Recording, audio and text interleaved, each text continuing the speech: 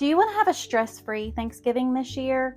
Well, keep watching because today I'm going to share some of the easiest but delicious dump and go crock pot Thanksgiving recipes you've ever seen. These are all simple and easy to put together. You'll have everything ready to go and you don't have to worry about it. Hey y'all, I'm Sammy and welcome to my kitchen. Today I'm going to be sharing some amazing stress-free Thanksgiving recipes that'll have your supper on the table in a jiffy and you get to spend more time with your family. So sit back and relax, grab you some sweet tea, and let me do all the cooking. Come on y'all, let's go. Now, Thanksgiving wouldn't be Thanksgiving without some turkey, so we're going to make a turkey breast and gravy right in the crock pot. So into a 6-quart crock pot, I'm going to take 1 can of cream of onion soup, and then we're going to mix in 1 package of turkey gravy. Once you have all that dumped out, you will add in 1/3 cup of milk or heavy cream. You will whisk that together until it is well combined, y'all. Just make sure you get it all mixed in. Then you'll open up each pack of the turkey breast has 2 turkey breasts in it. Y'all know I already have 3 men in my house, so I have to make a lot. I'm going to season those up with some salt and pepper on both sides, just to your tasting, of course. Then we're going to add this Kinder's roast chicken right over the top of that. And everything I do to one side, I do to the other, y'all. Next, we're going to add some Kinder's buttery garlic and herb. Y'all, this is definitely one of my favorite seasonings by Kinder's. It just goes so good on everything. So I pat all of that down on one side, and like I said, I just seasoned the other side the exact same way. If I had to guess, I probably used about a teaspoon of each of those seasonings and about a half a teaspoon of salt and pepper. Then we'll lay those tenderloins right over, well, actually those are turkey breast, right into the crock pot, right on top of that gravy mixture. And that goes on low for 4 to 6 hours. Now, you already know I'm going to have me some green beans. So let's make some crock pot green beans, shall we? Into a 2-quart crock pot, I'm going to take 12 to 16 ounces of green beans. I used probably about 16 ounces here of the frozen green beans. Then I will add in 2 tablespoons of chicken bouillon, 1 teaspoon of black pepper, and a small onion chopped up, along with about 3 to 4 pieces of bacon chopped up. And then we're going to add in 2 cups of water, just enough to cover the beans. We'll give those a nice stir together just to make sure that everything is well mixed up. Then we'll just pop that lid right on the top of it, and we'll turn that on high and cook it for about 2 to 4 hours. Next up, we gotta make some creamy mashed taters. Yep, you heard me, right in the crock pot. So I've got 4 large russet taters right here. It ended up being 5 because I decided I need a little bit more. I went ahead and just peeled and chopped those up. And then we're going to add them into a 6-quart crock pot. The crock pot was off to the side, of course, y'all. So I'm just putting all those taters in my crock pot. Once I have all of them in there, I'm going to season that with about 2 tablespoons of the chicken bouillon. And of course, about 2 teaspoons of salt and about 1.5 teaspoons of pepper. I love to season my taters before I do this because they're going to absorb all that flavor. Then I added in 4 cups of water, gave that a nice stir together, and then I just popped the lid onto that crock pot and I cooked these on high for 4.5 to 5 hours. Just depends on how your crock pot cooks. Now, let's make a cornbread dressing. You gotta have some dressing for Thanksgiving, in my opinion. So into a 4-quart crock pot right here, I just sprayed it really well, and we're gonna make this Pepperidge Farm cornbread dressing. It just saves you a little bit of time, and that's what this is all about. It's all dump and go meals right in the crock pot. So to that, I added in 2 cups of chicken broth, and I sauteed up 4 tablespoons of butter and a small onion that had been chopped up. We're going to give all of that a very good mix in your crock pot, and I just like to smooth the top over just to make sure it looks pretty, y'all. We'll pop the lid on that, and then that cooks on low for about 4 hours. Now, the taters were done by this time, of course. It's about 4.5 hours later. And we're going to go ahead and just plop about 4 tablespoons of butter in there, and about a half a cup to a cup of heavy cream, and about 4 ounces of sour cream. Now, I have used mayonnaise in my taters too. It's just, you want that creaminess to them. And sometimes, if y'all have been here a while, y'all know I like my cream cheese and my heavy cream in my taters. But this time I just made them the old-fashioned way and how I used to make them all the time. And we'll just give those a good stir together.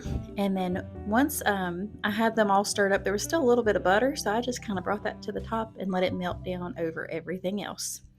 Now, while everything else was still cooking, we're going to go ahead and make this pumpkin cream cheese pie. Now, this and the deviled eggs, of course, were the only 2 things that I didn't make in a crock pot, but you got to have pumpkin pie. So into about a 4-quart saucepan, I added in 1 12-ounce can of pumpkin puree, 3/4 cup of sugar, 3 eggs go right on in there, along with 3/4 cup of heavy whipping cream. Next, we're going to add some pumpkin pie spice, just as much as you want to until it makes your little heart happy. I probably used about 2 teaspoons full. And then we're going to add in 3 tablespoons of cornstarch right into this mixture. Please make sure your eye is off because you don't want those eggs curdling. Now we're going to go ahead and just give everything a mix together, and then we'll turn that heat up on a medium, and you want to stay right there with it because, like I said, you don't want that curdling and you don't want it burning to the bottom of your pan. Now this will thicken up pretty quickly, as you can see right here. You're making a pumpkin pudding basically. This is so good, y'all. It is so good. Once that has thickened, you'll just move that off the eye and you'll get started on your cream cheese mixture. So to a large bowl, I've got 1 block of cream cheese. We are going to add in about 3 tablespoons of heavy cream. I just eyeballed it.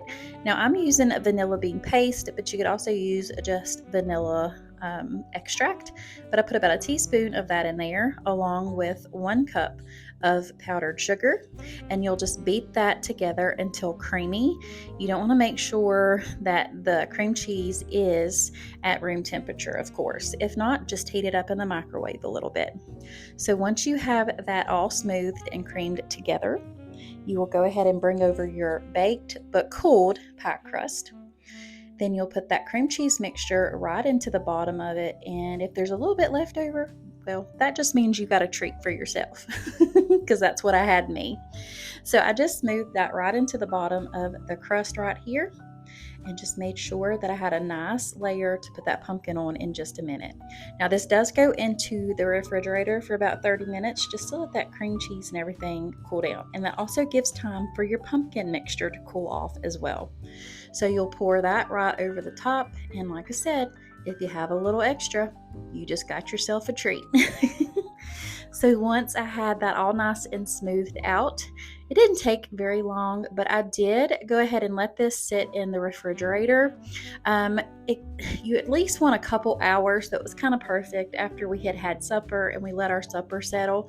Then we had this delicious pie, y'all. Oh my goodness, was it so good? But here are the turkey breast once everything was cool, or once everything was done, I should say. There's those delicious green beans. Here's the crock pot stuffing. Y'all, this was amazing. And of course, our creamy mashed taters right here.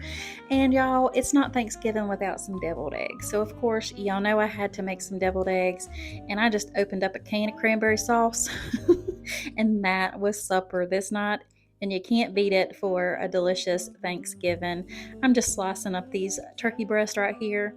But if y'all like today's video, just please make sure you give me a thumbs up and hit that subscribe button, because I'd love to have y'all as part of my YouTube family, and it really does help me out tremendously. I just want to say I love each and every one of y'all, and I thank y'all so much for your support. It truly does mean the world to me. Now y'all can go and have yourself a nice, stress-free Thanksgiving supper cooked right in a crock pot. You can't get much easier than this. Am I right? And look how delicious all of this is. It's like heaven on a plate. So if you give any of these a try, just make sure you let me know if you liked it or if you didn't. All opinions are welcome in my house, and I just want to say another huge thank you to each and every one of you all who have supported me through the years. I am so thankful and grateful and blessed to have each one of you all.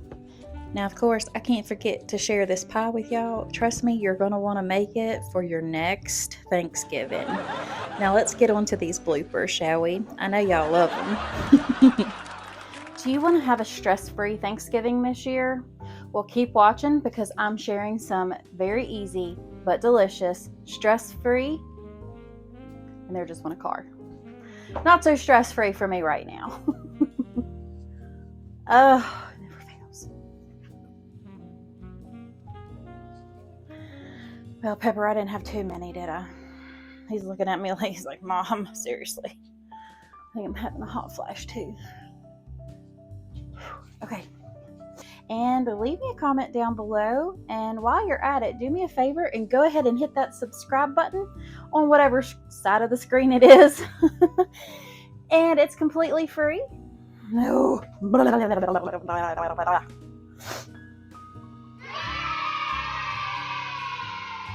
All right, y'all, that does it for today's video. I truly hope you enjoyed it and it gave you some ideas of how to stay stress-free while making Thanksgiving supper this year for your family. If you liked today's video, make sure you give me a big old thumbs up, leave me a comment down below, and think about hitting that subscribe button and becoming part of my YouTube family. I would love to have y'all. And if you are in need of prayer, please let me know down below, and I would be honored to pray for you all.